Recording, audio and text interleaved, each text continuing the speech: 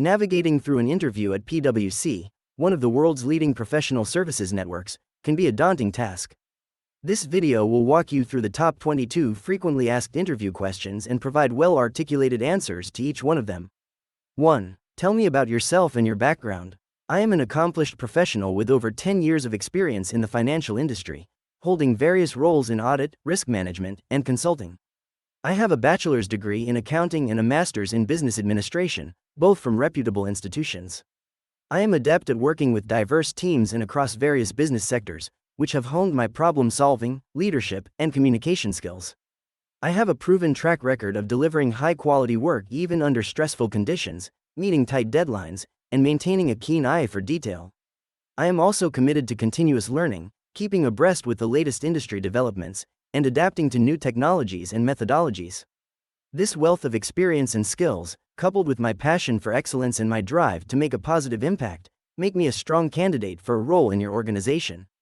I am confident that my background will enable me to make significant contributions to your team, and I am excited about the prospect of bringing my unique perspective and skill set to your company. 2. Why are you interested in working at PwC? Working at PwC is an excellent opportunity to grow my professional career. The firm's commitment to providing top-notch services, coupled with its focus on innovation and excellence, aligns with my personal goals and ambitions. I am drawn by the firm's culture that promotes continuous learning, teamwork, and diversity. Additionally, I am interested in contributing my skills and expertise to help PwC achieve its strategic goals and objectives. I believe that working at PwC will offer me the challenge and fulfillment I am seeking in my career. 3. What do you know about PwC's services and industry focus? PwC, short for PricewaterhouseCoopers, is one of the world's leading professional services networks. They offer a wide array of services, including but not limited to assurance, tax, and consulting. Their assurance services provide a clear understanding of the financial position and performance of businesses, while their tax services help businesses navigate complex tax issues.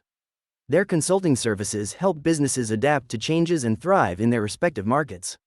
As for their industry focus, PwC caters to various industries, such as banking and capital markets, healthcare, retail and consumer, and technology. This broad industry focus allows them to offer tailored solutions to their clients and help them deal with industry-specific challenges. 4. Can you describe a time when you had to work as part of a team to solve a complex problem? Working in an IT firm, we faced an issue with the client's software. The bug was not just affecting the performance but also the client's business. Our team was given the task to find and fix the error. As we started, we divided our roles. I was part of the team that had to find the bug. We started to review the code line by line. After a couple of days, we found the bug, but it was in such a place that it would affect the whole software if changed. We sat together and everyone gave their suggestions. We decided to rewrite the whole section of code. It was a gigantic task, but we worked day and night to fix it. The client was very satisfied with our work and our team effort was appreciated by our seniors.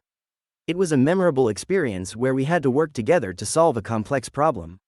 5. How do you stay updated on industry trends and developments relevant to PwC's business? In our rapidly evolving business landscape, staying updated on industry trends is crucial. I utilize a variety of resources to keep myself informed. I am a regular reader of industry-specific publications, such as the Wall Street Journal and Forbes, which provide comprehensive coverage of the latest developments in the business and finance sectors. I also subscribe to various financial blogs and podcasts that offer in-depth analysis and insights into market trends. Additionally, I attend webinars, conferences, and networking events that provide opportunities to learn from industry experts and peers. I find these platforms to be extremely valuable as they offer real-time insights and facilitate the exchange of ideas.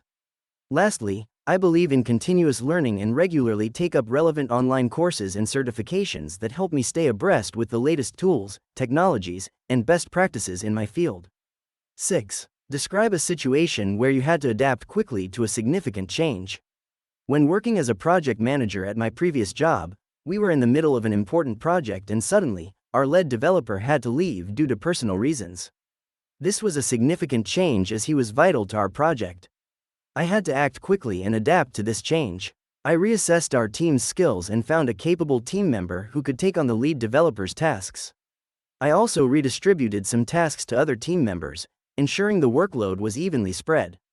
I communicated this new plan to the team, addressed their concerns, and we were able to complete the project successfully and on time. This experience taught me the importance of being flexible and adaptable in the face of unexpected changes. 7. How do you prioritize tasks when working on multiple projects simultaneously? Managing multiple projects simultaneously requires effective time management and organizational skills. I use a combination of tools, including digital calendars, project management software, and traditional to-do lists. This allows me to visualize deadlines, allocate time slots for specific tasks, and keep track of progress. I prioritize tasks based on their urgency, the impact on the project, and the resources required. For example, tasks with impending deadlines or that are crucial for other tasks to proceed are given the highest priority.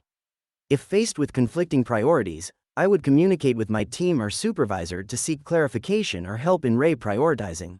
8. Tell me about a time when you had to present complex information to a non-technical audience. I was once tasked with explaining the benefits of a newly implemented software system to a group of non-technical staff.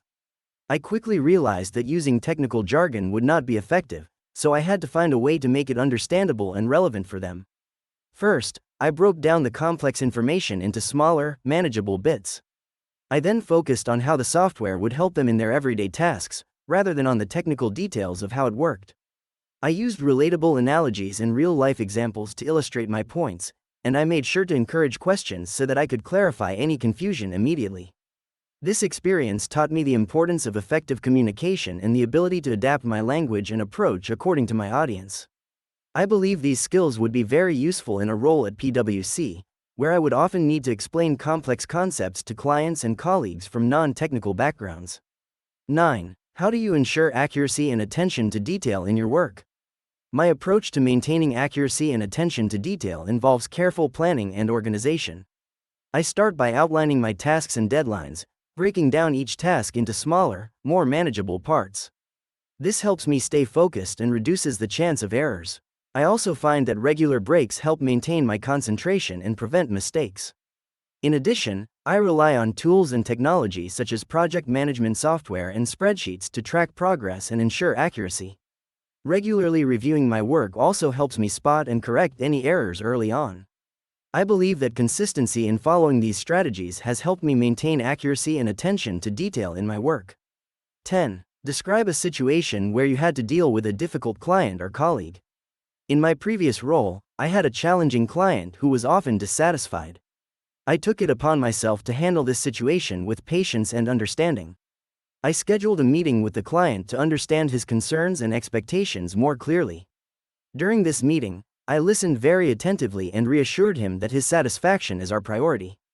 I then followed up with the team and made sure we were all on the same page with the client's expectations. We made necessary adjustments and ensured the client was kept in the loop throughout the process. This approach resulted in a positive change in the client's attitude, and he was ultimately satisfied with our services. This experience taught me the importance of effective communication and patience in dealing with difficult situations. 11. How do you approach learning new technologies or methodologies? In today's rapidly evolving tech landscape, it's crucial to stay up to date with the latest technologies and methodologies. To do this, I start by identifying what I need to learn. I then research and gather resources like online tutorials, articles, and courses. I engage in hands-on practice to reinforce the concepts I learn. If I encounter challenges, I consult experts in those fields or participate in relevant forums for insights. I believe real-world application of newly acquired knowledge is critical for effective learning. Therefore, I aim to apply these technologies or methodologies in my projects as soon as possible.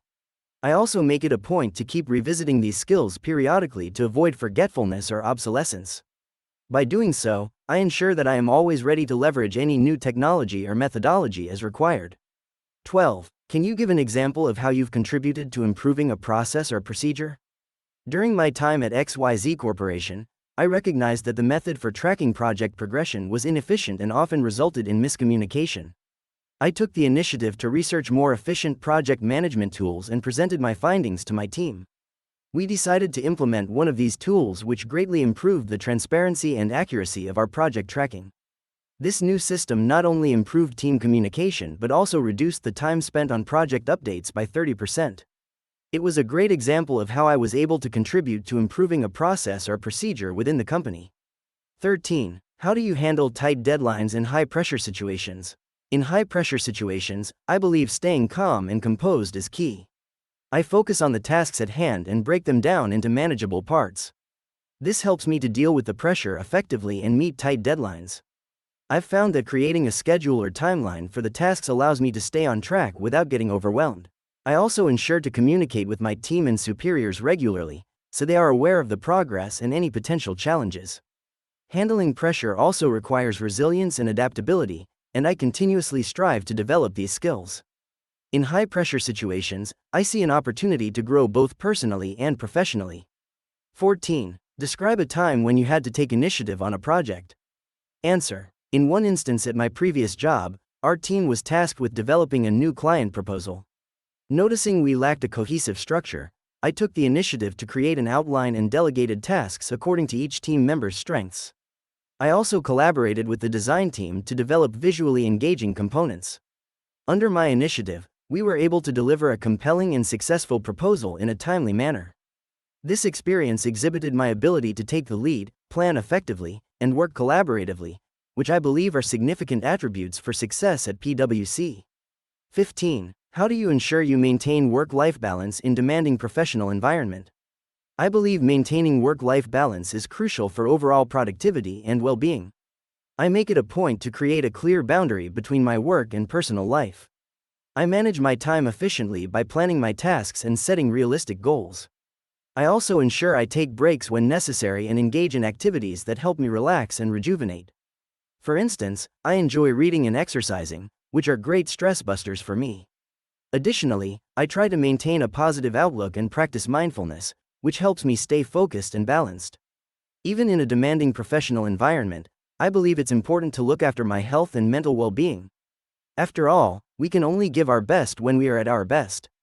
16. Tell me about a time when you had to persuade someone to accept your point of view. In my previous role as project manager, I encountered a situation where I had to convince my team to adopt a new project management tool. Initially, there was resistance as they were comfortable with the old system. I understood their concerns but believed that the new tool would enhance efficiency. Rather than imposing my decision, I decided to organize a demonstration where I highlighted the benefits, its user-friendly features, and how it could save time in the long run. I also offered to provide training sessions and be available for any queries during the transition phase. Eventually, they understood the benefits and agreed to give it a try. Today, they appreciate the decision and it has indeed improved our productivity. 17. How do you approach ethical dilemmas in the workplace? When confronted with ethical dilemmas, my approach centers around transparency, honesty, and integrity. I believe ethical situations need to be handled with a clear mind and open communication. First, I try to fully understand the situation, gathering as much information as possible. If the issue isn't clear-cut, I make sure to consider multiple perspectives before making a decision. I also refer to the company's code of conduct, as it provides a guideline to handle such issues. If necessary, I won't hesitate to reach out to my supervisors or the appropriate department for guidance. Avoiding premature conclusions and keeping an unbiased viewpoint is crucial. My priority remains: uphold the company's integrity and ensure the best outcome for all involved. 18. Describe a situation where you had to go above and beyond for a client. In my previous role as a project manager, we had a crucial client who was dissatisfied with the initial project results. I dedicated extra hours to understand their concerns, re-evaluating the project scope with my team to address the client's needs better. We implemented changes, even if it meant reworking a significant portion of the project. Regular communication with the client also ensured that they were kept in the loop with the progress. The client was pleased with our commitment and the revised project outcome, which helped to maintain a positive relationship with them. 19. How do you stay motivated during long-term projects? Staying motivated during long-term projects requires a blend of discipline, passion, and goal setting. My passion for my work fuels my dedication, while discipline allows me to stay on task when distractions arise. One technique I find particularly valuable is setting smaller, achievable goals within the larger project. This approach allows me to celebrate small victories along the way, maintaining my motivation levels. Additionally, I take breaks when needed to avoid burnout and to recharge. I also find it helpful to keep in mind the impact of the project on the organization. This perspective motivates me to contribute my best work. 20. Can you give an example of how you've demonstrated leadership in your previous roles? In my previous role as a project manager, there was an instance where our team encountered significant roadblocks during a major project. Many were unsure about how to proceed, causing morale to plummet. Recognizing the need for proactive leadership, I organized a brainstorming session for the team to collectively identify possible solutions. I encouraged every member to voice their ideas, fostering an environment of inclusivity and mutual respect. Afterward, we voted on the best way forward, ensuring everyone felt involved in the decision-making process. This approach not only resolved the issue at hand but also boosted team spirit and individual ownership. With my leadership, we were able to complete the project successfully, ahead of schedule. 21. How do you handle constructive criticism? In my professional career, I treat constructive criticism as a learning opportunity. I understand that nobody is perfect and we all have areas for improvement. When someone offers me constructive criticism, I take it positively, reflect on it and try to understand how I can benefit from this feedback. By doing this, I can identify my weaknesses and work on them, which ultimately helps me grow as a professional. This approach not only helps me improve my performance but also shows my willingness to learn and adapt, which are essential qualities in a dynamic work environment like PwC. 22. Describe a time when you had to admit and correct a mistake. I recall an incident during my previous role as an auditor. I had made an error in the financial statement of a client that was caught during the review process. Upon realizing my mistake, I immediately admitted the error to my team lead. Rather than trying to cover it up or blame it on others, I took responsibility for it and worked diligently to correct it. I revisited the relevant sections, recalculated the figures, and updated the report with the correct data. This incident taught me the importance of double-checking my work and being honest about my mistakes. Having learned from this, I have taken steps to avoid such errors in the future by implementing a strict review process for my work. We hope this has been beneficial and has provided you with the confidence you need to excel in your upcoming PwC interview. If you found this video helpful, please give it a thumbs up and subscribe to our channel for more informative content. Best of luck in your interview.